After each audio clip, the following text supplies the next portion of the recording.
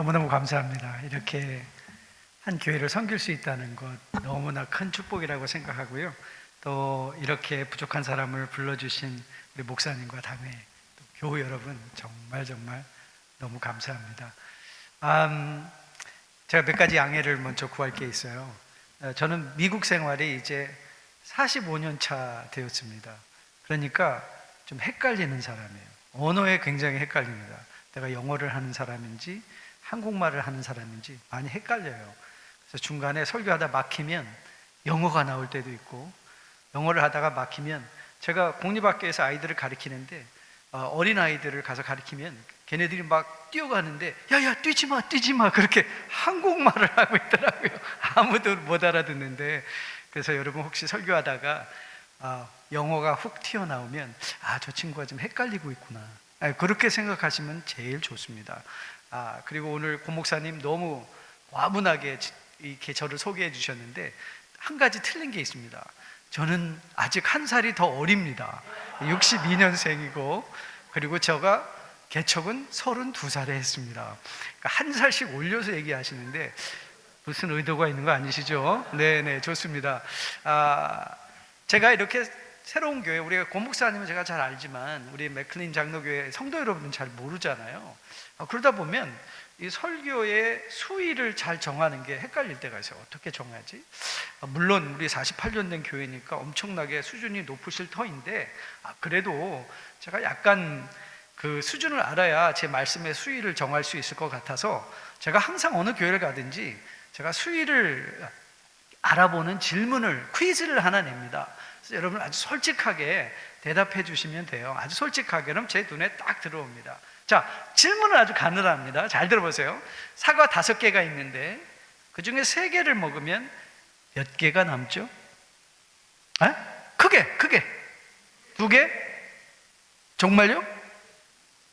다른 의견은 없으신가요? 알았습니다. 이제 제가, 여러분 그러잖아요. 제가 어렸을 때 저희 어머님이 항상 밥 먹을 때 저를 말하면서 야, 먹는 게 뭐야? 남는 거야. 자, 그럼 5개에서 3개 먹으면 몇 개 남죠? 3개 남는 거예요. 여러분, 우리 인생 먹는 게 남는 겁니다. 그렇죠? 그러니까 우리 말씀도, 자, 오늘 우리 주제처럼 먹는 것인데 우리 앞뒤 좌우 계신 분에게 잘 먹어봅시다. 우리 한번 인사 나눠주세요. 잘 먹읍시다. 잘 먹읍시다. 네, 좋습니다.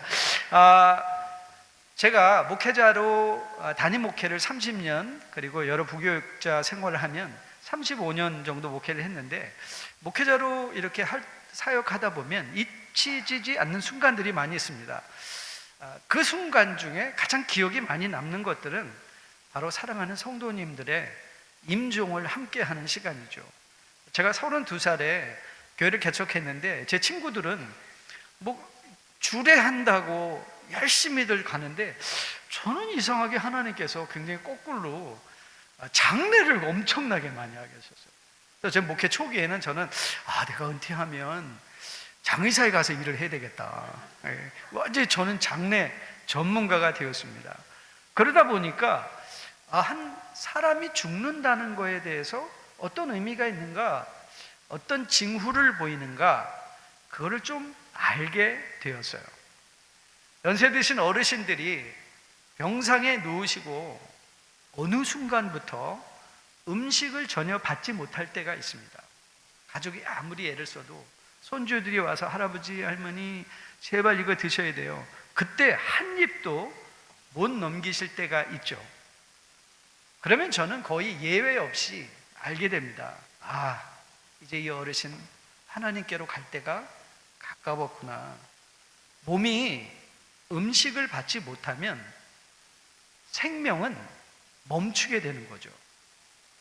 그래서 곡기를 끊는다라는 말 있잖아요. 곡기를 끊는다. 이거는 단순히 소화기관의 문제가 아니라 이제 생명 자체가 그 존재의 끝을 향하여 가고 있다는 신호인 것을 알게 됩니다. 음식은 생명과 직결되어 있습니다. 어르신들 방문하면, 신방하면 어떤 어르신들은 이렇게 말씀하시죠. 목사님, 요즘 입맛이 없어서 밥이 모래알 같아요. 그런 분들 많이 있습니다. 그래도 더 드시려고 노력하는 분들은 회복하는 것을 저는 많이 경험했습니다. 하지만 결국 끝에 가서 입맛을 찾지 못하면, 곡기가 끊어지면 생명력을 잃어가는 것 저는 많이 보았습니다. 근데 여러분 그거 아세요? 이거는 우리의 육체뿐만 아니라 우리의 영혼에도 동일하게 적용이 된다는 사실입니다. 우리 영혼도 굶주립니다. 말씀 없이 오랫동안 방치된 성도는 생명력을 잃을 뿐만 아니라 가치 판단 기준이 흐려지고 결국에는 있으나 없으나 한 신앙으로 퇴보하게 되죠. 우리 몸이 밥을 거르면 약해지듯이 영혼이 말씀을 거르면 생기가 사라지는 것이죠. 말씀을 들어도 감흥이 없고, 말씀을 읽어도 의미가 없고, 묵상해도 그것이 우리 귀에 들어오지 않는다면, 그건 여러분, 우리의 영혼이 무언가에 지쳐 있고 우리의 영혼이 무언가의 고통 속에 있다, 생명력이 흐려져 가고 있다 라고 생각하시면 됩니다. 자체 판단을 하시는 거죠. 자체 진단을 하는 것입니다. 우리의 영혼이 지치고 허기져 있다는 영적 신호의 출발점이 어디에 있나? 말씀에 대한 갈망인 거예요. 말씀에 대한 갈망. 영적 굶주림은 이건 단순히 개인의 문제가 아닙니다. 영적 굶주림이 있는 성도들이 모인 교회도 반드시 병들게 되어 있습니다. 왜? 병든 사람들이 모여 있으니까. 결국 말씀이라는 양식을 먹고 영혼이 자라지 않으면 오래가지 못하는 것이죠. 여러분, 은혜 반짝하면 보통 몇 년 간 줄 아십니까? 제가 보니까 목사님 은혜 받았어요. 그리고 그 받은 은혜로 섬기는 게 대부분 3년 이상을 못 가더라고요. 그러나 그것이 3년을 넘어서 평생에 걸쳐 섬김으로 이어질 때는 언제인 줄 아십니까? 그 영혼이 하나님의 말씀으로 계속해서 feeding in, 양육을 받고 말씀으로 건강을 회복하는 거예요. 건강한 교회, 저는 그 첫 번째 말씀으로, 그래서 저는 이렇게 정해봤습니다. 잘 먹는 교회. 뭘 잘 먹냐? 말씀을 잘 먹는 교회. 그래서 오늘 저는 이 잘 먹는다는 것을 가지고 오늘 여러분과 3가지 주제를 나눌 거예요. 3가지 주제. 첫 번째, 왜 말씀인가? 왜 말씀을 잘 먹어야 되나? Why? 첫 번째 함께 다룰 질문이고요. 그러면 두 번째는 어떻게 먹나? 음식은 좋은 식당 찾아가서 먹으면 되는데 그럼 도대체 말씀을 어떻게 잘 먹을 것인가? How? Why and how? 그리고 마지막 함께 다루는 것은, 그러면 그 말씀을 우리가 먹으면 어떤 우리의 영혼이 풍족해지고 영혼이 살찌우면, 우리의 영혼이 건강해지면 뭘 기대할 수 있나? So what? 그래서 why? 말씀 왜 잘 먹냐? 말씀을 잘 먹는다는 게 무엇이냐?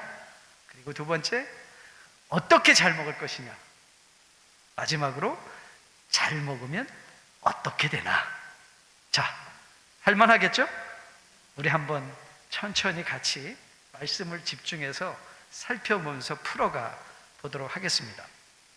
자, 우리가 왜 말씀을 먹어야 하는가? 그거는 단순히 신앙생활을 잘하기 위함이 아닙니다. 잘 들어보세요. 말씀을 왜 먹어야 되는가?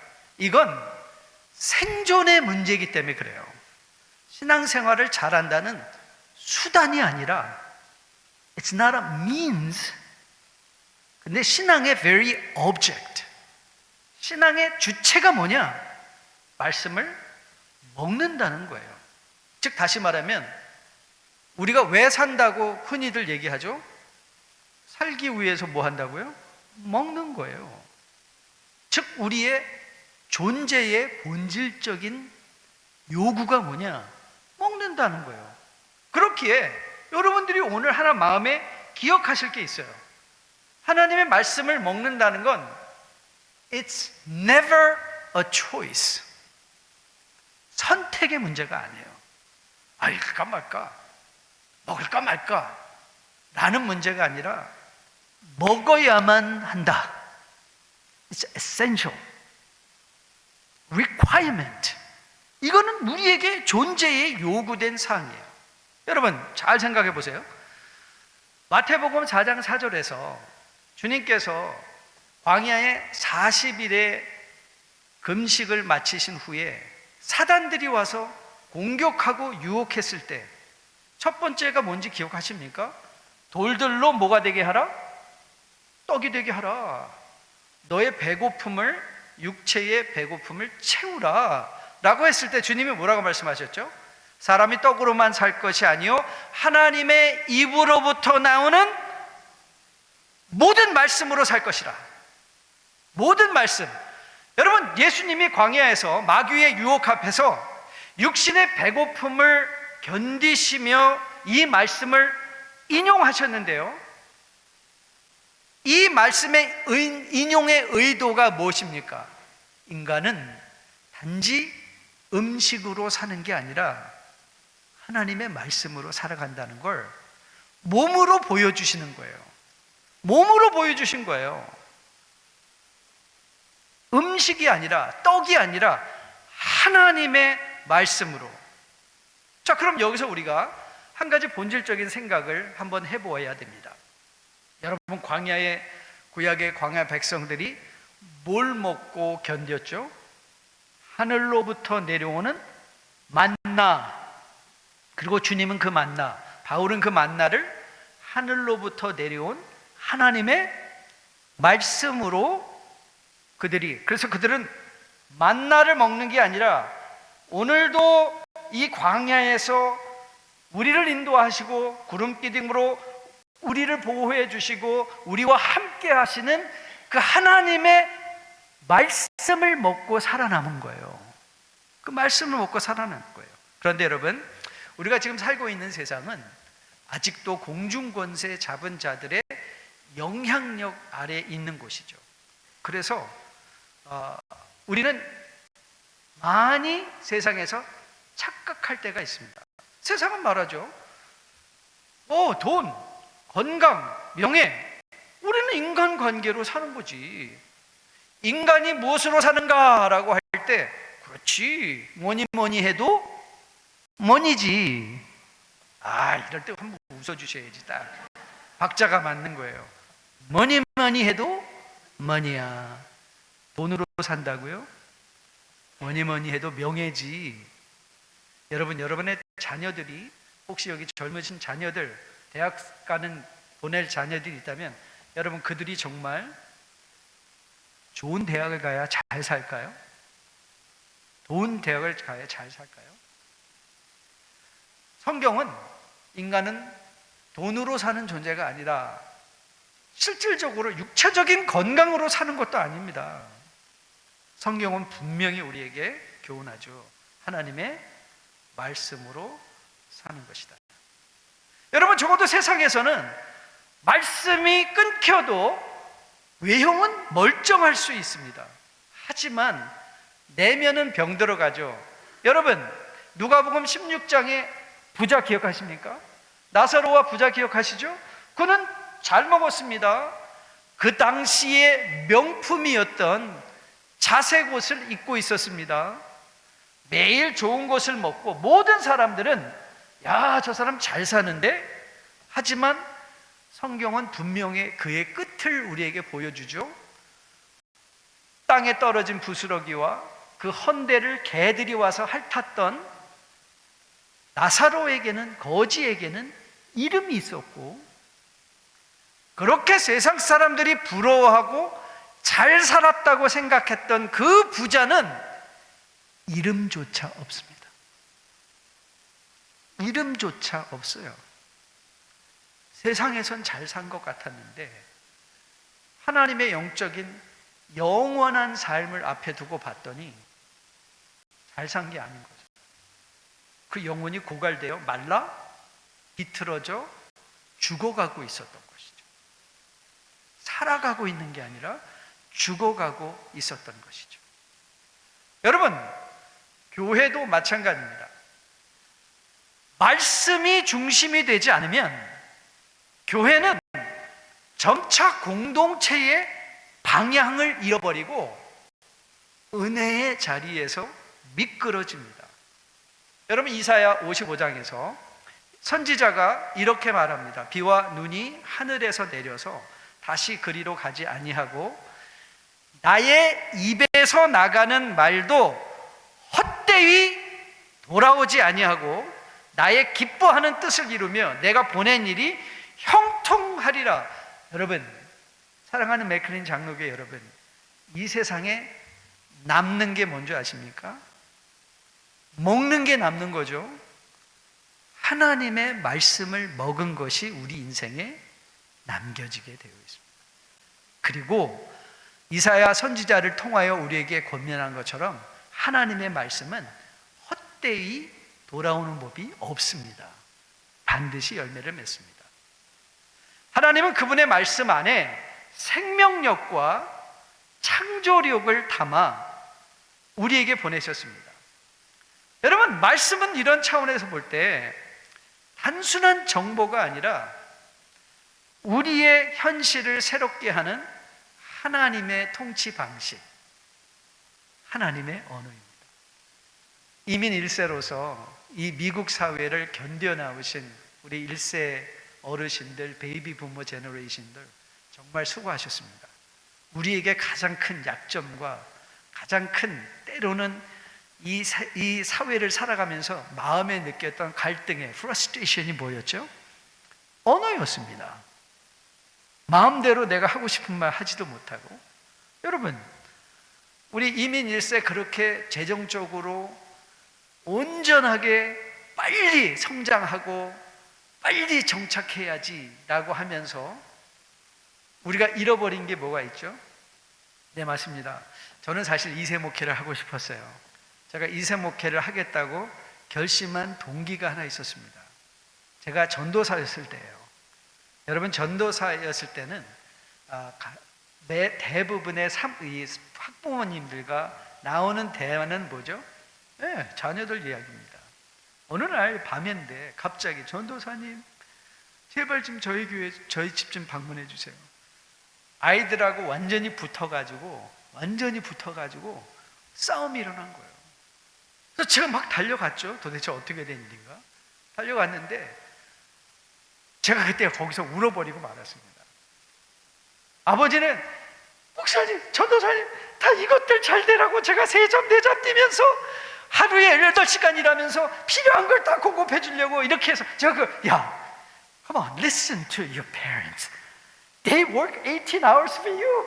그러면 아이들은 전도사님, no way, they're not working for me. They're working for themselves. 자기들을 위해서 한 거죠. 그럼 제가 얘네들이 그랬는데 부모님이 자기들 사랑하는 거 거기서 1시간을 왔다 갔다 하면서 같이 끌어안고 울을 수밖에 없었어요. 말이 안 통하는 거예요. 말이 안 통하는 거예요.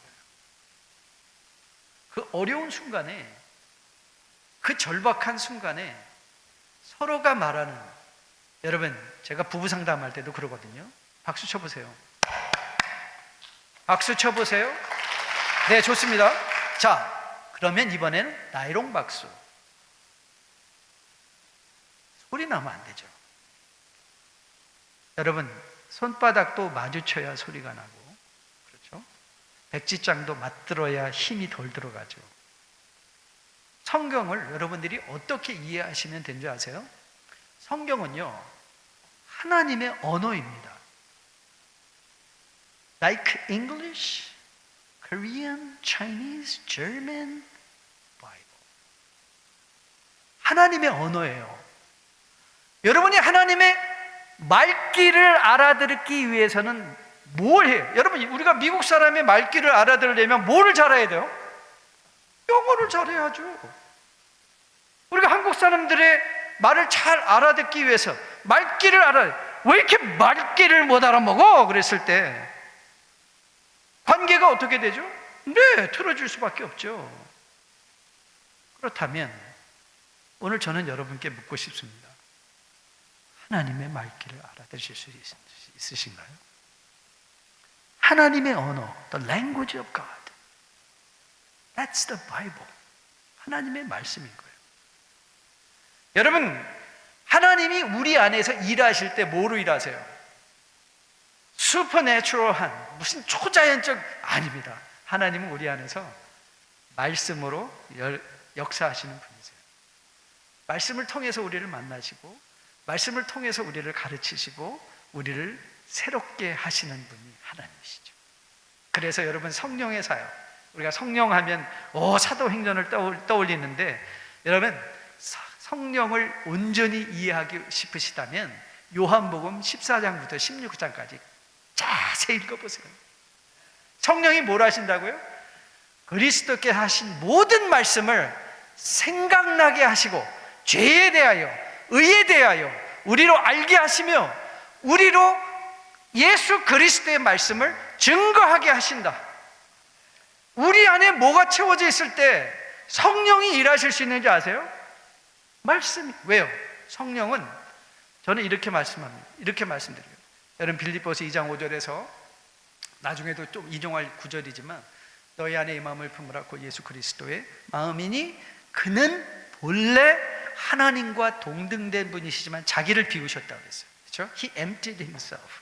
어떻게 주님께서 자신을 비우시는 방법이 뭐였죠? 네, 십자가에 달려 돌아가신 거였어요. 그러면 아버지는 어떻게 당신을 비우셨을까? 예수님만 당신을 비우셨나? 아니에요. 자기의 사랑받는 아들이 십자가에 달려 돌아가실 때 온 땅에 어둠이 임했다는 건 큰 아버지의 절망이고 고통이었던 거예요. 당신의 아들을 십자가에 달려 죽게 하시는 것으로 성부 하나님은 자신을 비우세요. 성령은 어떻게 자신을 비우실까요? 성령은 이렇게 자신을 비우세요. 성령은 예수 그리스도의 말씀을 떠나서는 역사 안 하겠다. 그게 성령이 당신을 비우시는 거예요. 그렇기에 나는 요즘 성령이 좀 부족해요. 그럼 그걸 읽어보시면, 그거를 이렇게 진단하시면 돼요. 나는 하나님의 말씀을 얼마만큼 내 마음에 채우고 있는가. 그 말씀으로 성령께서 역사하시기 때문에. 그렇기에 여러분, 오늘 본문 3장 16절을 다시 한번 보세요. 오늘 요절 9절인데요. 자, 3장 16절 같이 한번 읽어볼까요? 같이 읽습니다. 시작. 한번 띄워주실래요? 자, 그리스도의 말씀이 너희 속에 풍성히 거하라. 여러분, 이 풍성히 거하게 하라 할 때 이 거한다는 말의 헬라어는요, 산다는 말이에요. 그러니까 taking residence, 거한다, 산다는 말의 의미를 임하고 있어요. 다시 말하면 말씀은 잠시 왔다 지나쳐가는 게 아니라 우리의 삶 가운데 머무는 거예요. Taking residence in our hearts. 우리의 마음에 거하시는 거예요. 그래서 그분의 말씀이 우리의 삶을 통제하시도록 그분 앞에 무릎을 꿇을 수 있는 것, 그게 믿음인 거예요. 그게 믿음인 거예요. 그렇기에 하나님의 그리스도의 말씀이 너희 속에 풍성히 거하게 하라 라는 이 말씀은 하나님의 임재 가운데 살아가라. 여러분, 제가 32살에 교회를 개척했는데 저희는 성도들과 젊잖아요. 저희 아내도 젊고 저도 젊으니까 성도들이랑 친하게 지내고 싶었어요. 같이 막 놀고 같이 좀 먹고 같이 좀 유쾌하게 놀고 싶어서 이제 저희는 이제 오이코스라고 했는데, 오이코스라는 것이 헬라어의 집이라는 뜻이에요. 저희 소그룹 모임이 이제 오이코스인데, 오이코스 모임을 가면 이제 저를 초대해요. 그럼 우리는 가서 같이 이제 식사하고 예배드리고 식사하고 이렇게 이제 남아서 있으면 자꾸 이렇게 말하는 거예요. 목사님 바쁘시죠? 아니, 안 바빠요. 이제 같이 놀자고요. 그러면 계속 와서 물어보죠. 바쁘시죠? 그러니까 그때는 저희가 정말 눈치가 없었어요. 아니, 안 바쁜데? 나도 가라오케 같이 하면 좋겠는데? 알고 봤더니 바쁘다는 말이 무엇이냐? 목사님 빨리 가세요. 왜요? 불편하다는 거예요. 근데 제가 그때는 그게 저한테 마음이, 저희 아내랑 막 돌아오면서 아니 이것들 나랑 안 놀고 이게 뭐야, 우리랑 안 놀고 우리는 왜 안 껴주는 거야 그랬는데, 나중에 저는 그걸 깨닫게 됐어요. 야, 저도 인간이잖아요. 그런데 인간이라는 저에게 목사라는 타이틀이 임했더니 같이 있는 거를 불편하게 여길 수 있는 거예요. 근데 여러분 생각해 보세요. 하물며 하나님이겠습니까? 하물며 하나님이에요. 아니, 인간 목사랑 있어도 행동과 태도가 변하더라고요. 그래서 제가, 우리 콜로라도는 스몰타운이니까 제가 목회할 때 식당 갈 때 저는 굉장히 주의를 많이 합니다. 왜냐하면 그때 식당 앞에서, 안에서는 담배를 못 피니까 바깥에서 이제 피워야 되잖아요. 그럼 가끔가다 성도님들이 보이는 거예요. 옛날엔 그냥 막 들어갔는데 이제는 슬쩍 보고 우리 교인들이 혹시 나와 있지 않나? 스몰타운이니까 다 알아요. 쭉 들어가면 저를 알만한 사람이 담배를 피고 있을 때, 여러분 제가 타이밍을 기가 막히게 맡기죠. 쫙 피고 쭉 내밀고 쫙 내릴 때 제가 딱 나가서 일단 소리를 안녕하세요. 그러면 제가 보이죠, 이게 탁 쳐버리죠. 목사님, 냄새는 풀풀 나죠. 제가 그런 생각이 들어요. 그런 분 보면요 너무 고마워요. 왜 고마운 줄 아세요? 아니, 내가 뭔데, 담배값도 이렇게 비싼데 내 앞에서 담배를 버리고 그걸 불편해할까? 그걸 부끄러워할까? 왠지 아세요? 목사라는 타이틀 때문에 그런 거예요. 그게 임재의 힘이에요. 임재의 힘. 상상해 보세요. 하나님의 말씀이 우리 가운데 풍성히 거한다는 건 하나님의 임재 앞에 살아가는 거예요. 여러분이 분노로 끌어오를 때, 감정적으로 고화돼서 입에 험한 말이 나가고 싶을 때, 그때 하나님의 말씀이 우리의 마음에 주장한다. 그럼 그 생각이 들겠죠. 하나님 앞에서도 이 말을 할까? 하나님 앞에서도 이 말을 할까? 왜 말씀을 잘 먹어야 되냐고요? 말씀은 교회 생활의 일부나 믿음 생활의 일부가 아니라 삶의 전 영역에 걸쳐서 영향을 미치는 것이기 때문에 그래요. 그게 하나님의 임재이기 때문에 그런 것이죠. 여러분, 예배가 살아나려면요 말씀이 살아나야 돼요. 가정이 회복되려면 말씀의 중심이 돼야 돼요. 저 영어 목회 유스 사역 오래 했거든요. 저는 부모님들이 우리가 자녀들한테 어떤 말을 하고 있는지 저는 여러분들이 생각해 보셨으면 좋겠어요. 노년의 삶이 헛되지 않기 위해서는 우리의 삶이 말씀 위에 세워져야 됩니다. 말씀 위에 세워지지 않으면 노년이 추해집니다. 하나님의 말씀에 설 때야 비로소 우리 인생은 나이가 먹어가도 빛을 발하게 되는 것이죠. 왜요? 하나님의 말씀은 우리를 고치고 우리를 바로잡고 우리를 새롭게 하고 결국 하나님이 기뻐하시는 삶으로 만들어가도록 우리에게 허락하신 하나님의 loving touch, 사랑하는 손길인 거예요. 그래서 디모데 후서에서 바울이 그렇게 말하죠. 모든 성경은 하나님의 감동으로 된 거, 교훈과 책망과 바르게 함과 의로 교육하기에 유익하니 온전하게 하며 모든 선한 일을 행할 능력을 갖추게 한다. 모든 능력을 갖추게 한다. 이 말씀이 없다면 결국 우리는 기준을 잃고 훈련받지 못할 것이고 선을 행할 능력도 없을 것입니다. 건강한 교회가 뭐라고요? 하나님의 말씀을 잘 먹는 교회입니다. 건강한 교회는 하나님의 말씀을 잘 먹는 것이다.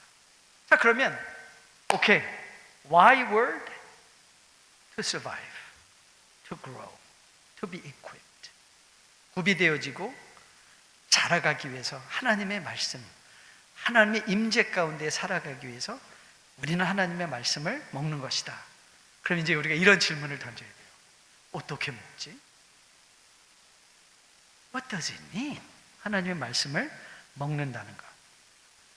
이제 우리의 문제, 신앙의 문제 몇 가지가 제가 이제 지적해 드릴게요. 신앙은 거의 대부분 말로 서로 주고받는 것이기 때문에 여러분은 언어에 대해서 많은 관심을 기울여야 됩니다.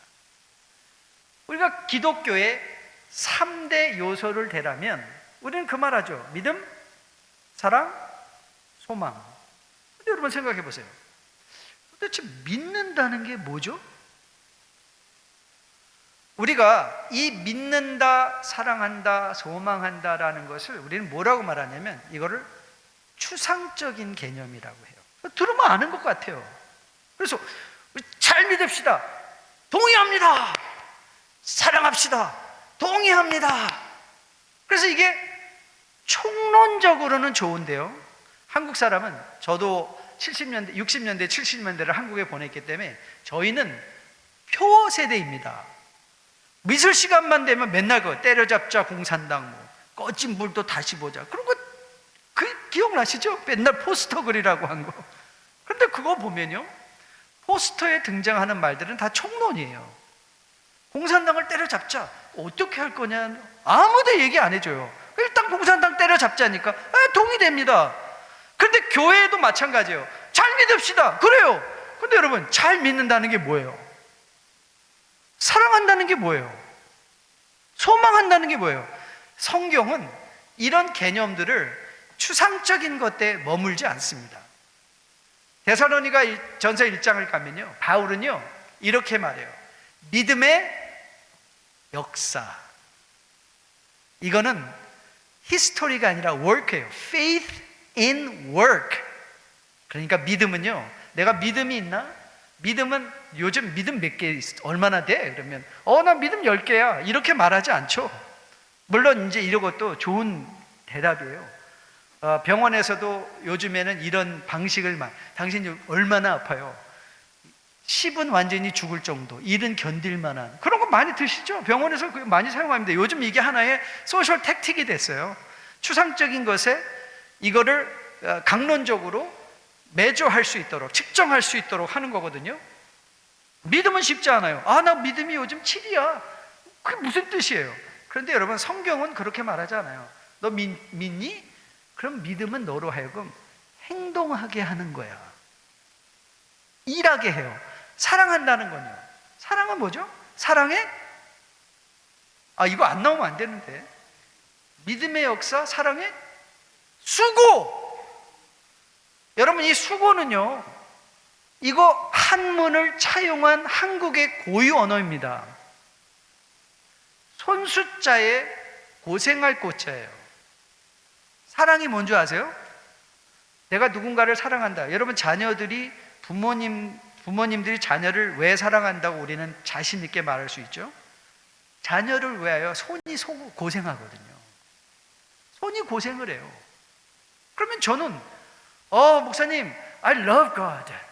아이들한테 물어보면 다 그래요. What is your first priority? 너 인생의 우선순위가 뭐야? I love God. 그래요? 그럼 저는 이렇게 또 묻거든요. 그래? 그럼 너 요즘 하나님을 위해서 너의 손이 고생하는 게 뭐가 있어? 여러분, 여기 아내 되신 분들 남편한테 속으시면 안 됩니다. 들어오기만 하면 Honey, I love you. 그리고 딱 소파에 누워서 ESP 끼고 Is dinner ready? 여러분 진짜 사랑하는 남편은 뭐, 제가 아버지 학교 강사로 많이 나가거든요. 가정사역을 제가 우리 자매님들에게 항상 그런 거에 속으시면 안 됩니다. 정말 사랑하는 남편은 아내를 위하여 손이 고생을 합니다. 집에 와서 집의 일을 함께 나누어주고 함께 시간을 보내주는 손이 고생하는 일. 하나님을 사랑한다. 여러분 교회 사랑하십니까? 그럼 그 질문을 딱 해보시면 돼요. 내가 교회를 얼마나 사랑하는가를 스스로 알고 싶었다면, 내가 교회를 위하여 요즘 내 손이 무슨 고생하나? 고생하는 게 없습니까? 자녀를 위해서 고생하지 않습니까? 아내를 위하여, 남편을 위하여 여러분의 손이 고생하지 않나요? 그러면 여러분 스스로에게 이렇게 진단하셔도 됩니다. 나는 말은 사랑한다고 하지만 정말 사랑하는 거 아니구나. 소망에는 뭐죠? 소망에 인내. 한 번 참고, 두 번 참고, 세 번 참고. 우리 부모님들은 자녀를 향하여 끊임없는 소망을 갖고 있죠. 자녀들이 어떤 잘못을 해도 참아주고 또 참아주고 또 참아주고 또 참아주는 유일한 이유, 소망이 있기 때문에. 성도가 이 땅에서 왜 견딜 수 있죠? 왜 억울한 일에 대해서 침묵하고 견뎌낼 수 있는 이유가 어디 있습니까? 소망 때문에 그런 거예요. 하나님은 아시지, 그리스도는 아시지. 자, 그러면 이런 생각을 해봐야 되죠. 그럼 하나님의 말씀을 먹는 자라고 할 때 그게 우리가 음식처럼 이렇게 퍼먹는 것도 아닌데, 그럼 그게 무슨 뜻일까? 어떻게 우리는 하나님의 말씀을 먹을 수 있을까? 자, 오늘 본문을 보세요. 본문을 다시 한번 보시면 하나님의 말씀으로 우리 안에 풍성이 거하게 하라 하십니다. 굉장히 중요한 단어들이에요. 거기 동그라미 빨간 줄로 딱 쳐놓으셔야 돼요. 그리스도의 말씀 풍성하게 거한다. 그리고 일어난 일들을 보면 그 말씀이 풍성하게 거한다는 건 우리의 삶의 구석구석에서 하나님의 말씀이 기준이 된다. 하나님의 말씀이 기준이 된다. 그런데 여러분, 우리가 성경을 받아보면 이거를 우리가 독단적으로 내가 읽는 나는 하나님의 말씀을 받고 너는 아니야 라고 할 수 있죠. 근데 여러분, 하나님의 말씀을 제대로 받은 사람은 자 보세요, 공동체 안에서 화목과 화합을 이루어간다고 얘기하고 있어요.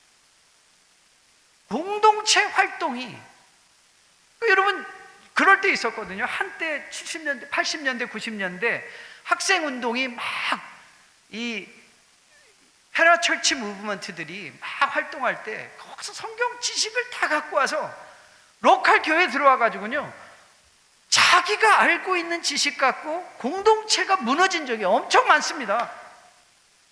그게 하나님의 말씀인가요? 아니에요. 하나님의 말씀은 우리로 하여금 공동체를 풍성하게 하는 거예요. 하나님의 말씀이 아버지의 하트에 임하죠? 그럼 그 가정이 화목해져요. 가정에서 피차 서로 권면하며 신령한 나라를 부르며 감사하는 말들이 이루어 세워지게 되어 있어요. 그럼 이렇게 나는 맨날 입에 달고 하나님의 말씀, 하나님, 아들한테도 하나님의 말씀, 애들한테도 하나님이 그렇게 하는 거 아니지, 아내한테도 늘 나는 하나님의 말씀을 말하는 것 같은데 왜 애들은 말라 비틀어 영적으로 죽어가고 집에서는 완전히 냉랭한 공기가 흘러가고 왜 우리는 감사와 신령한 노래와 신령한 찬미가 없을까? 여러분, 하나님의 말씀을 제대로 먹은 게 아니죠. 제대로 먹은 게 아니죠. 자, 그러면 이런 질문을 할게요. 그러면 우리가 어떻게 하나님의 말씀을 먹을까? 가장 먼저 첫째, 여러분 하나님의 말씀을 사모하는 마음으로 가야 됩니다. 자, 이것도 제가 한번 풀어드릴게요. 하나님의 말씀을 사모하러 나간다? 이게 무슨 뜻이지? 왜 이 말을 생각하셔야 되냐면, 여러분 이 시대 성도는 이 시대를 온전하게 분별하는 사람이거든요. 근데 이 시대가 어떤 시대인가 하면요, 우리는 배고픈데 배부르다고 착각하게 하는 거예요. 여러분 요즘 이 다이어트 업계에 원더주럭 나왔죠. 원더주럭. 그게 뭐예요? 위고비예요. 원래 당뇨약, 오젬피크가 당뇨약이었는데 그거의 부작용이 살이 빠진다는 거였어요. 근데 여러분 그거 아세요? 그 위고비나 이런 오젬피크가 어떤 원리로 작동하는지, 여러분 사실은 오젬피크나 위고비가 하는 일이 뭐 이런 것까지 얘기를 하셔야 되나? 그래도 들어보세요. 위고비가 하는 일이 뭔가? 그거는요, 장에 있는 호르몬을 조절을 해서 우리 장과 뇌가 연결이 되어 있는데요, 음식을 조금 먹었는데 위고비라는 약을 통해서 그 호르몬이 활성화돼서 배부르다고 느껴서 음식을 덜 먹게 되는 거예요. 그러니까 여러분, 그러니까 위고비나 오젬피크는 뭐냐? 착각하게 하는 약이에요. 착각하는 거예요. 나 지금 배 고픈데 배 부른 것처럼 생각하게 하는 거예요. 근데 우리가 그래요. 이 세상에서 마치 우리가 돈을 잘 벌면 내가 잘 사는 것처럼 착각하게 만드는 거예요. 하나님 말씀 뭐 필요 있어? 하나님 말씀 없어도 나 이만큼 살았잖아. 하나님 말씀이 아니더라, 나 이만큼 명예를 얻었잖아. 하나님 말씀이 아니다, 나 이만큼 건강하잖아. 여러분, 자녀들을 우리가 도전할 때 그 친구들에게 무슨 도전을 하죠? 야, 너희도 좋은 대학교 가면 돼. 좋은 대학교 가면 좋은 직장 잡잖아.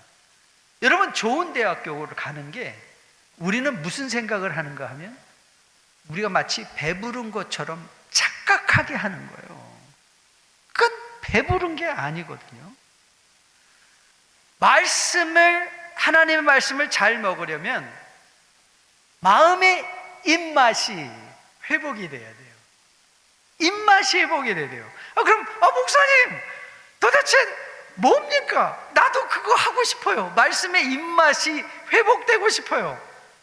여러분, 이게 닭이 먼저냐? 그 말씀의 입맛이 회복돼서 말씀을 많이 읽고, 그런데 그거 아세요? 말씀을 많이 읽으면 또 입맛이 회복된다는 거예요. 여러분, 우리 자녀 얘기하는데, 여러분들 말씀을 들을 때, 여러분의 말씀을 읽을 때 기준이 뭐죠? 우와, 재밌다. 우와, 이거 정말 흥미롭다. 그래서 아이들이, 제가 1세 목회대 된 이유가 또 하나 있습니다. 저는 부모님들이, 제가 그때 전도사로 하면서 우리 담임 목사한테 끌려가가지고 엄청 찐빵 먹었던 때가 있거든요. 저를 불러다가 담임 목사님이 엄청나게 저를 혼내는 거예요. 뭐라고 혼내시냐면, 야, 너 뭐 했어? 우리 어느 집사님 아들들이 와가지고 교회 재미없대. 그러면서 그 집사님이 그거랑 전도사였냐고, 나갈까 들어오니까 더 재밌게 빨리 만들어. 여러분, 저 그때 너무 화가 났어요.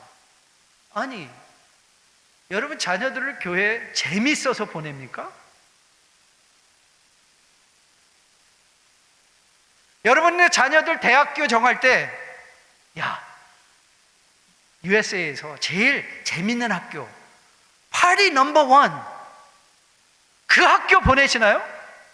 아니에요. 여러분의 자녀를요, 제일 재미없고 죽어라 공부해도 힘든데 하버드가 재밌는 학교인가요? 아니에요. 인생은 재미로 사는 게 아니죠. 그런 아이들한테 우리가 뭐라고 얘기해 줘야 돼요? 두 눈을 딱 마주치고, 야, 너 교회는 재미로 가는 게 아니야. 하나님의 말씀을 먹으러 가는 거야. 하나님의 말씀을 먹어요. 여러분, 솔직히 여러분들에게 말씀드려서 제가 노하우, 아이들 모으는 거 재밌습니다. 농구 맨날 하고 피자 맨날 사주고 재밌는 놀이동산 같이 가고, I guarantee they will come. But so what? 우리 자녀들에게 정말 먹여야 될 게 말씀 아닌가요? 그러면 우린 그렇게 하죠. 우리가 어르신들한테 어르신 이 밥 드셔야 돼요. 꼭 드셔야 돼요. 그리고 이런 얘기를 하죠. 이거 약으로 생각하고 드세요. 여러분, 저는 한국에 이 간증 문화가 병폐가 많다고 생각해요. 간증 문화 중에 그런 분들이 있거든요. 와, 은혜를 받았더니 하나님의 말씀이 너무 맛있고 뭐 10시간을 읽어도 멈추지를 못하고. 그런데 여러분, 성경 읽을 때 10시간 읽으면 멈추지 않을 때가 있던가요? 아니에요. 1분만 읽으면 졸려요. 그리고 눈이 침침해요. 그리고 맨날 그러세요, 저한테. 성경 읽으라 하면, 목사님 어제 읽은 거 오늘 잊어버려요. So? 얼마나 축복이에요. 잊어버렸으니까 또 읽으면 맨날 새로운 말씀 아니에요, 그렇죠? 맨날 새로운 말씀. 우리가 간증 문화에 익숙해 있다 보니까 이 말씀을 우리가 재미없다고, 은혜가 안 된다고 느낄 때 내 신앙에 문제가 있는 것처럼 느껴져요. 그래서 성경 읽기를 중단할 때가 많이 있어요. 왜 나는 이것도. 그래서 저는 우리 교회는 매년 성경 통독 일독을 시켰는데요. 그래서 제가 굉장히 머리가 좋은 목사였어요. 아무도 안 믿어주시는. 제가 우리 교회 10년 다니면 내가 성경 일독 시킨다. 그래서 항상 창세기에서 한번 시작하고, 다음에는 신약에서 시작하고, 다음에는 시가서부터 시작하고, 그래서 10년 다니면 적어도 1월 달부터 2월 달까지는 읽으시더라고요. 그러니까 이 2개월 정도 읽으면 10년 다녔더니 성경 일독했네. 여러분, 제가 목사가 되고 은퇴하고 나서요, 제일 먼저 제 목회에 여러 가지 변화의 경험이 있었는데, 그 중에 하나가 뭐냐면 하나님 말씀에 대한 엄청난 도전을, 또 하나님께 책망을 들었던 적이 있어요. 제가 어느 날 보니까 성경을 많이 읽는데 저는 한 번도 성경을 양식으로 읽는 게 아니라 마치 내 사역의 수단으로 읽고 있다는 걸 생각했어요. 설교 준비하려고, 성경 공부 준비하려고. 그때 성령께서 저한테 엄청난 책망을 하시는 것 같더라고요. 야, 너는 성도들한테 성경을 읽어. 너는 이게 성경을 보는 이유가 뭐야? 책도 많이 읽고 성경도 많이 읽었는데 보니까 이건 설교 준비를 위해서 성경을 읽고 성경 공부를 준비하고 성경을 읽는 것 같았어요. 그때 제가 하나님 앞에 결심했습니다. 하나님, 정말 죄송하고 미안했습니다. 제가 이제부터는 말씀을 양식으로, 그래서 제가 1년에 5독 페이스로 성경을 읽습니다. 이거는 공부하는 게 아니라 성경을 그냥 읽는 거예요. 그냥 읽는 거. 아침에 시간을 딱 정해놓고. 그리고 제가 은퇴하면서 제가 이런 도전을 저에게 해봤어요. 제가 직장 생활도 1년을 했거든요. 내가 과연 정말 직장 생활을 하면서 성경을 이렇게 읽을 수 있을까? 그리고 도전했어요. 이걸 절대 포기하지 말고 읽어보자. 그런데 되더라고요. 그런데 여러분, 그거 아세요? 저는 이 세상에서 제일 재미없는 책이 성경이라고 생각합니다. 제 성경책에, 제가 읽는 성경책들을 보면 거기에 수도 없이 많은 물음표가 쳐 있어요. 하나님, 도대체 왜 이러세요? 아니, 이렇게 하시면 되나요? 아니, 이거 정말 이해가 안 가는데요? 그런데 여러분, 저는 성경을 이해하려고 읽는 게 아니라 그때는 적어도 성경을 먹기 위해서 읽기 때문에 그냥 넘어가요. 그냥 쭉 가요. 물음표 채워놓고 가고, 물음표 채워놓고 가고. 그러다 이독할 때 되면 이거 하나님의 말씀이 이해가 되는 거죠. 그때 뭐예요? 그때 마음의 기쁨, 그 기쁨이 또 2개월을 막 달리게 해요. 그런데 하나님의 말씀을 읽지 않으면, 자기 의지를 동원해서 읽지 않으면 이런 경험이 안 되는 거예요. 그래서 저는 이제는 성경 4독 페이스, 9월달 말로 제가 이제 3독을 마치게 됩니다. 그러니까 1사분기마다 한 번씩 읽는데요. 근데 지금도 내가 이거 읽었던 말씀 맞아? 수도 없이 많이 읽었거든요. 목회 초창기 때부터.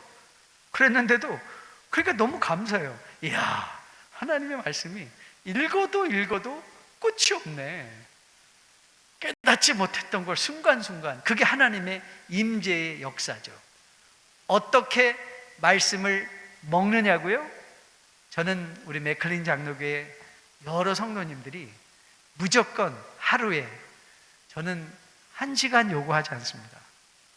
15분 성경을 읽으시는 여러분 되시기를 주님의 이름으로 축복드립니다. 그러면 그 15분이 여러분의 삶 가운데 영적인 갈망을 회복시켜 줄 것으로 믿습니다. 두 번째, 하나님의 말씀을 어떻게 먹는가? 정해진 시간에 읽으셔야 되고요. 두 번째는 그 말씀을 씹어 삼킨다. 그래서 우리의 삶 가운데 거하게 한다. 행동하고 실천하는 것입니다. 오늘 기도할 때 우리 함께 기도했죠. 하나님의 말씀은 살아있고 활력이 있어서 좌우의 날선 어떤 검보다도 우리의 마음의 생각과 뜻을 판단하는 게 하나님의 말씀이잖아요. 그 말씀을 우리의 삶에 생기면요, 하나님의 말씀은 절대 남을 향하여 손가락질을 하지 않게 않습니다. 여러분은 누군가를 판단하고 싶을 때 성령이 우리 가운데서 역사하시면 성령은 늘 내 가슴을 치게 합니다. 남의 가슴을 치게 하지 않습니다. 그래서 로마서 7장에서, 저는 로마서 7장에 그 바울의 탄식이라고 확실하게 믿는 사람인데요. 오호라 나는 곤고한 자로다. 여러분, 그게 바울이 초년병 때 쓴 것인가요? 아니에요. 로마서는 이미 그가 교회의 사도가 돼요. 수도 없이 많은 교회. 하지만 바울은 늘 하나님의 말씀 앞에 섰을 때 자기 가슴을 먼저 치죠. 오라 나는 곤고한 자로다. 자기 가슴을 칠 때야 비로소 팔짱이 열리는 거예요. 그러나 그리스도 예수 안에 이제는 더 이상 정죄함이 없는 거예요. 왜요? 하나님의 말씀을 통해서 그리스도를 만나게 되니까. 그리스도를 만나게 되니까. 여러분, 그렇기에 하나님의 말씀을 가지고 내 가슴을 치며 내 삶에 적용하느라고 힘써야 됩니다. 남의 삶이 아니에요. 그런 분들이 있거든요. 가끔가다 설교하고 인사, 아이고 목사님 오늘 그 김 집사가 꼭 와서 이 말을 들었어야 돼요. 여러분, 그런 생각은 내려놓으십시오. 하나님은 김 집사에게 직접 말씀하시지 여러분을 통하여 말씀하지 않습니다. 그 말은 뭔지 아세요? 나에게 주신 말씀이에요. 내가 적용하면 되는 거예요. 내가 살면 되는 거예요. 남이 어떻게 사냐고요? 그건 하나님께 맡겨주세요. 그리고 세 번째, 어떻게 그러면 하나님의 말씀을 먹는가? 공동체와 함께 먹어야 됩니다. 함께 먹어야 돼요. 개인이 먹는 거 아니에요. 코비드 이후에 뭐 개인의 영성, 뭐 온라인 보고 예배 드리면 되지. 저는 그거 절대 믿지 않습니다. 하나님은요, 공동체의 하나님이세요. 삼위일체시잖아요. 하나님은 He is a communal God. 성부와 성자와 성령의 조화로운 이퀄 가운데 우리가 하나님의 임재로 지음을 받았다, 하나님의 형상으로 지음을 받았다라고 할 때 그 하나님의 형상이 뭐냐? 뭐 하나님의 손을 닮았나? 하나님은 손과 팔과 그런 분이 아니시잖아요. 그럼 우리가 하나님의 형상은 뭘까? 하나님의 형상은 공동체적인 삶을 사는 거예요. 그래서 절대 신앙은 나가서 홀로 할 수 없어요. 신앙은 반드시 그리스도의 몸으로 우리 가운데 함께 역사하는 것이 되어야 해요. 그렇기에 공동체가 멀어지면 하나님의 말씀이 제대로 우리에게 임하고 있지 않는 것을 여러분 아셔야 돼요. 그리고 공동체가 모일 때 무슨 얘기하면 돼요? 하나님의 말씀이 서로 주고받아지는 거예요. 세상 얘기가 아니라. 저는 목사이기 때문에 아주 잡다한 지식에 관심이 많습니다. 컴퓨터, 세상 정치, 경제, 돈 버는 방법. 근데 제가 그거를 많이 공부합니다. 책도 많이 읽고, 특히 경제 같은 것, 심리학, 철학 많이 공부합니다. 근데 저는 그걸 공부하는 목표가 딱 하나 있습니다. 마지막에 예수님 얘기하는데 그걸로 점핑 보드, 거기로 시작해서 예수님 얘기로 끝나게 하려고 서로 관심을 주고받아야 됩니다. 그렇죠? 아이스 브레이킹. 그 세상 사람들과 이 공동체 안에도 맞아요. 여러분 모여서 네, 맞아요. 가방 얘기하실 수 있어요. 명품 얘기하세요. 하지만 그 끝에는 뭐가 나와야 돼요? 그리스도, 예수, 하나님의 말씀이 증언되는 거예요. 그래서 여러분 보세요. 이제 마지막으로 so what? 그럼 하나님의 말씀을 먹으면 뭐가 달라지냐? 자, 17절 한번 다시 볼까요? 17절에 뭐라고 나와 있는가? 무엇을 하든지 일에나 다 주 예수의 이름으로 하고 그를 힘입어 하나님 아버지께 뭐하라? 여러분, 하나님의 말씀이 우리 안에 임했을 때 가장 먼저 드러나는 증거가 뭔지 아십니까? 감사합니다. 자, 오늘 12절부터 17절까지 읽었는데 12절부터 17절까지 그 구절 중에 감사가 무려 3번 등장합니다. 12절 감사하는 자가 되라 말씀하시죠. 그리고 16절 감사하는 마음으로 하나님을 찬양하라. 그리고 17절에 하나님께 감사하라. 하나님 아버지께 감사하라. 여러분, 그렇기에 말씀이 우리에게 거할 때 여러분 감사가 무슨 뜻인지 아죠? 느낄 깜짝 말씀 언변에 거기에 쏠사자가 있습니다. 그러니까 여러분 그 한문을 보시면 말씀 언자가 있고 거기에 그 다음 변이 쏠사예요. 그리고 사자는 살해할 사자입니다. 그래서 감사가 뭐냐면요, 드러내서 쏘아 올려는 거예요. 하나님께 말로. 감사는 그리고 여러분 나중에 하는 게 아니라 프로액티브하게 미리 하는 겁니다. 감사한다는 건 하나님의 임재를, 제가 저의 목회 생활에 말씀과 더불어 또 하나 감사 훈련이 제 인생을 완전히 뒤집어 엎은 적이 있습니다. 제가 목회를 처음 시작했는데 어떤 친구 목사님의 도전을 받았어요. 어느 컨퍼런스를 갔는데 그 목사님과 함께 차를 타고 다니게 되는데 그 친구가 항상 탈 때마다 감사합니다. 하나님 감사합니다. 도착하면 내리면서 하나님 감사합니다.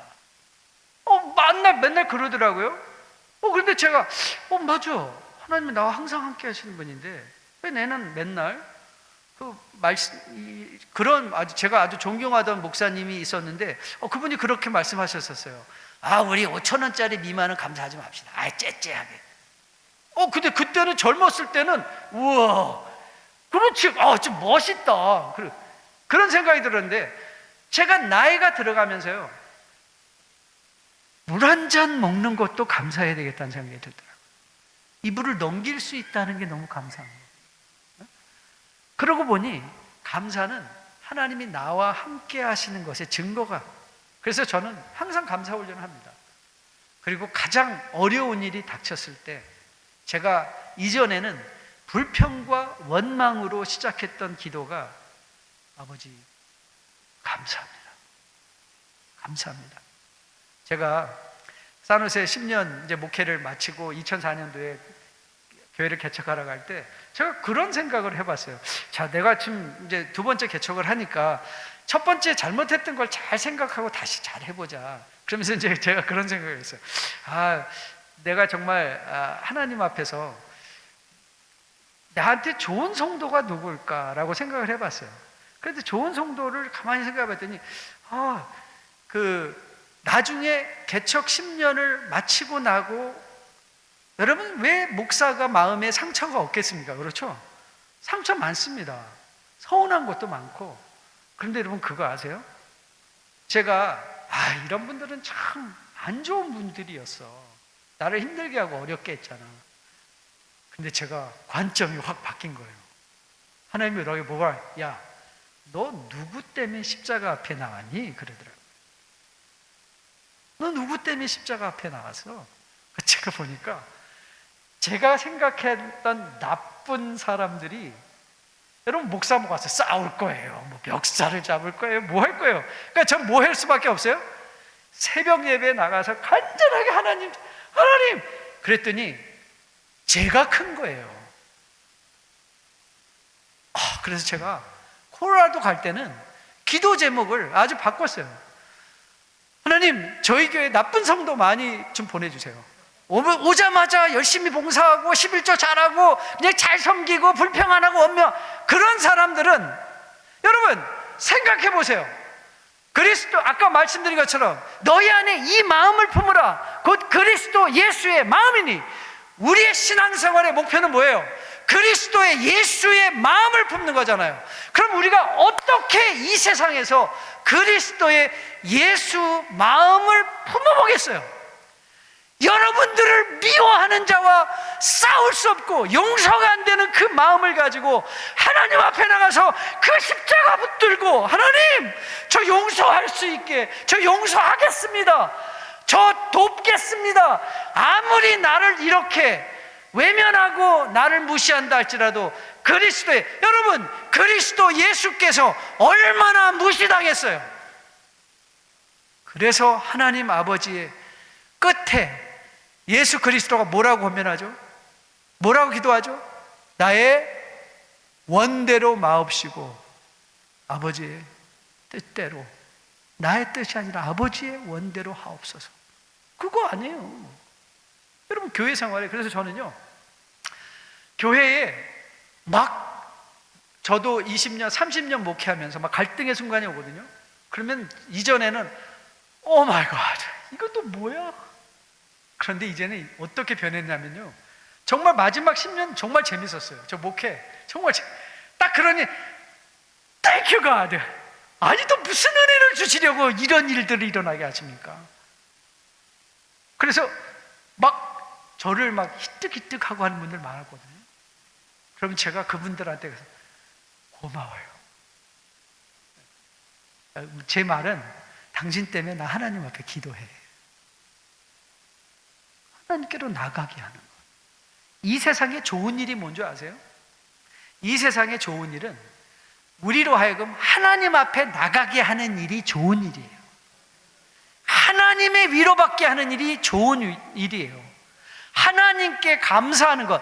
그래서 말씀을 여러분 안에 마음에 채워놓으면요, 모든 일이 합력하여 선을 이뤄가듯이 말씀은 마치 우리의 안경과도 같은 거예요.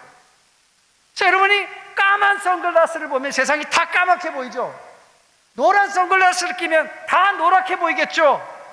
하나님의 말씀을 끼고 보면 모든 것이 감사할 수 있는 시선이 확보되는 거예요. 여러분의 시선이 변화돼요. 그래서 교회 와서도요, 막 불평하고 원망하는 분들이 있잖아요. 그럼 고마워, 너 때문에 우리 교회가 살아. 왜요? 기도하게 되니까. 좀 기도, 그거 한번 시도해 보세요. 앞뒤 고마워, 너 때문에 우리 교회가 잘다. 한번 해보세요. 고마워. 네, 그거예요. 시선이 변화되는 거. 그래서 말씀은요, 공동체 안에서 관계가 풍성해지는 거예요. 왜냐하면 우리가 그리스도의 성품으로 거듭나게 하니까. 그리고 마지막 가장 중요한 것, 말씀을 읽게 되면요, 내 인생에 갈 방향이 분명하게 보여요. 오늘도 장로님들이 식사를 잘 대접해 주셨는데, 아이덴티하는 게 하나님의 선교의 비전, 여기 얘기를 하시더라고요. 여러분, 말씀이 원하는 채워지면요, 십자가가 보이고 글로 가는 거예요. 글로 가는 거예요. 글로 갈 때 우리에게 어떤 일이 일어나요? 하나님의 뜻에 합당하게 살아내고자 하는 마음의 열망들이 생기는 것이죠. 그래서 오늘 바울은 단순히 하나님의 말씀뿐만 아니라, 그 말씀이 아니라 그 말씀이 우리 안에 풍성히 거하게 하라 라고 말합니다.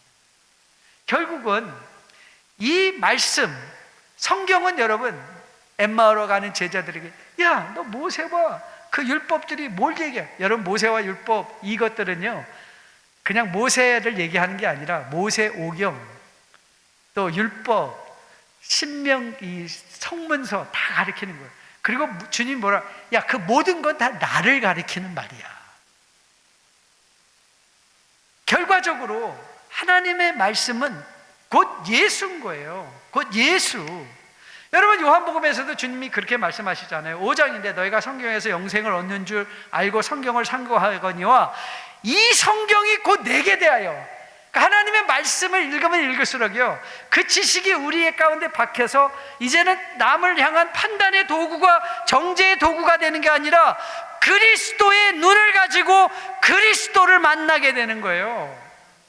그리고 그리스도를 만나면 인생이 변하는 거예요. 여러분, 저는 여러분이 우리 맥클린 장로교회가 48년 됐어요. 48년. 제가 요즘 그 학교 나가서 저는 이제 대체교사를 서브스티튜트 티칭을 하니까 저한테는 그게 임상이나 마찬가지예요. 그러면 대체교사를 할 때 대부분의 경우에는 이 스페셜 니드 칠드런 클래스를 가서 특별한 필요가, 특별히 자폐 이런 친구들 가서 보게 돼요. 자폐 아이들 데려놓고 하는 거, 이제 보통 말을 못하는 non-verbal autistic child들이 있어요. 말을 못해요. 자기 생각을 못해요. 그냥 소리 지를 뿐이에요. 발작을 할 뿐이에요. 그런 애들을 옆에다 껴놓고 가르치는 거예요. 어떻게 앉아. 그들한테 가르치는 건 그거예요. 그냥 그 자리에 10분 동안 앉아있는 거. 10분 동안 앉아있는 거 가르치는 거예요. 그리고 아무 때나 소리 안 지르게 그 애들 가르치는 거예요. 근데 저는 이제 목사잖아요. 그 애들 가르치면서 저는 그 생각이 들어요. 하나님이 이 아이 안에 참으로 좋은 걸 넣어주시고 하나님 이렇게 좀 끌어나오게 도와주세요. 이렇게 기도한 마음으로 그 아이를 껴안고 가르치면서 가거든요. 근데 어느 날 그 생각이 너무 딱 드는 거예요. 하나님이 나를 볼 때 내가 자폐야. 영적 자폐면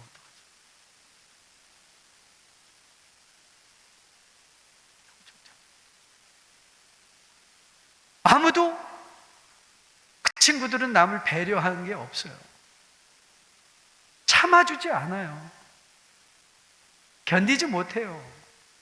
그 틈새 그 10분을 못 앉아 있어요. 남을 배려하지 못하는 성도, 1년을 넘기지 못하는 성도, 틈나면 싸우고 소리 지르는 성도, 그게 하나님의 입장에서 볼 땐 그게 자폐죠. 영적 자폐. Spiritual autistic saints. 맞아요. 그래도 성도예요. 그래도 하나님, 제가 자폐 아들을 보면요, 두 가지 부류가, 그 자폐 아를 딱 보면 부모가 보여요. 제가 그걸 깨닫게 됐어요. 왜냐하면 그 아이들이 올 때, 우리가 가서 그 아이들을 데리고 올 때 선생님들이 이렇게 데리고 오거든요. 찾아오지 못하니까.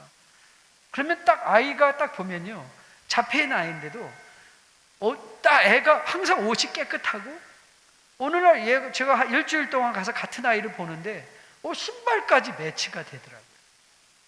신발, 티셔츠, 매일 새로운 티셔츠, 새로운 옷에다가 신발까지 매치가 돼서 아이들을 보내요. 그러면 부모가, 얘는 부모의 사랑을 받는 애구나, 그게 느껴져요. 그러면 네 아이가 부모의 뜻을 이해하면 얼마나 좋을까. 여러분 그거 아세요? 여러분과 저는 어떤 사람이에요? 우리는 하나님이 우리를 너무 사랑하셔서 좋은 옷이 아니라 그리스도로 옷 입게 해주시고, 그 그리스도로 당당하게, 그리스도 때문에 비굴하지 않게, 그 그리스도 때문에 소망을 가지고 십자가를 향하여 살아가게 만들어주신 우리, 사랑받은 우리잖아요. 사랑받은 우리가 그 하나님의 임재를 풍성하게 누리고 그 하나님과 기뻐하는데, 하나님의 말귀를 알아듣고 하나님의 기뻐하시고 온전하신 뜻이 우리 가운데 이루어지기 위하여 산다면, 그건 하나님에게도 얼마나 큰 기쁨이 되고 큰 영광이 될 수 있을까요? 이 예수 그리스도의 사랑받은 여러분들, 나는 그리스도의 사랑으로 옷 입고 있어. 그리고 그 사랑, 우리 자녀들이 말해보면요, 자녀들의 문제가 뭔지 아세요? 그들이 뭐라고 말하냐면 I don't think my parents loves me. 우리 엄마 아빠는 나 사랑하는 것 같지 않아요. 그런데 실질적으로 부모님만큼 아이들 사랑하는 사람이 어디 있어요? 모르는 거잖아요. 그래서 우리가 그런 노래, 내가 부모 되어서 알아보리라. 그렇죠? 사랑은 내리사랑인데 그 내리사랑을 우리가 많은 어르신, 제 또래 있는 분들이 그런 후회할 때 많이 있어요. 저는 장례 많이 왔다고 했잖아요. 장례할 때 와가지고 완전히 곡하고 난리치는 사람들이 있어요. 그런데 대부분 그분들은요, 부모님의 마음 정말 아프게 했던 사람들이. 돌아가시고 나면요, 아무 소용없어요. 그래서 제가 요만만 하고 마쳐요. 괜찮죠? 저번에 1시간 하시라고 그랬거든요. 네. 제가 장례 전문가라고 그랬잖아요. 네, 저 장례 전문가입니다. 제가 이제는 뭐 부교육자들이 많이 있어서 안 갔는데, 제가 처음에 목회를 할 때, 장례를 할 때는요, 제가 반드시 우리 성도님들 같이 카운슬링하고, 제가 항상 가줄 때가 언제냐면, 관을 정할 때 항상 따라갑니다. 여러분, 관 가격 천차만별인 거 아시죠? 700불짜리부터 시작해서요, 10,000불, 20,000불짜리까지 있습니다. 로즈우드. 그러면요, 장의사들 택틱이 있어요. 닦아가지고, 이거 this is $700. 그럼 그거 완전히 카드보드 박스예요. 그리고 딱 가가지고, that's a 10,000 rosewood casket. 그리고 보면, 그러면은 놀라죠? 그럼 이제 딱 중간에 this is 5,000 oak 라고 딱 소개를 하면 자식들은요, 그거 살려고 그래요. 그럼 전 항상 말리죠. 그러지 마시고 2,000불짜리 괜찮습니다. 저는요, 여태까지 장례를 수십 번 인도했는데요, 전 여태까지 이 관 싫다고 일어나는 부모님들 한 번도 본 적이 없어요. 그냥 눕혀드린 대로 가세요. 그 불효한 자식들은 와가지고 비싼 관 사자고 막 난리쳐요. 어떻게 우리 엄마를 여기다 보내냐고. 그럼 제가 이제 목사로서, 성도님 괜찮습니다.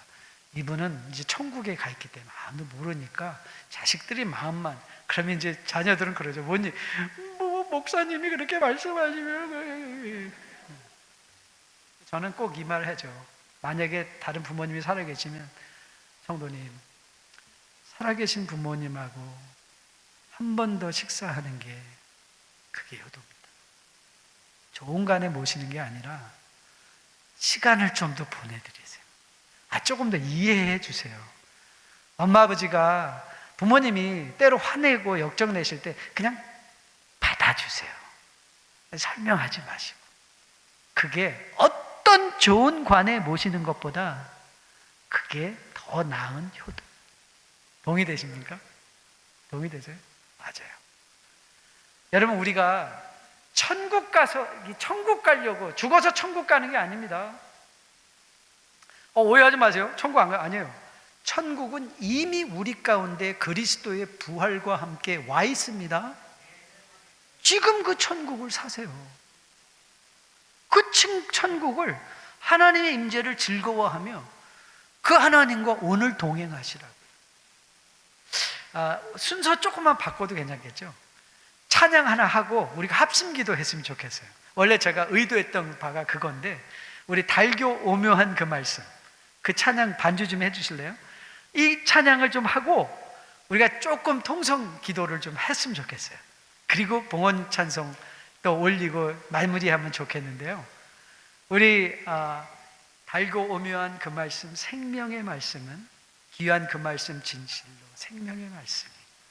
저는 우리 맥클린 장로교회가 요즘 건강에 대해서 엄청 관심 많으시죠?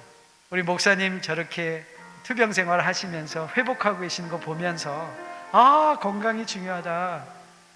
그런데 여러분, 그 건강의 첫 번째 걸음이 뭐라고요? 잘 먹는 교회가 되는 거죠. 자, 우리 찬양하고 우리 통성으로 한번 같이 기도하고 오늘 예배 마무리하도록 하겠습니다.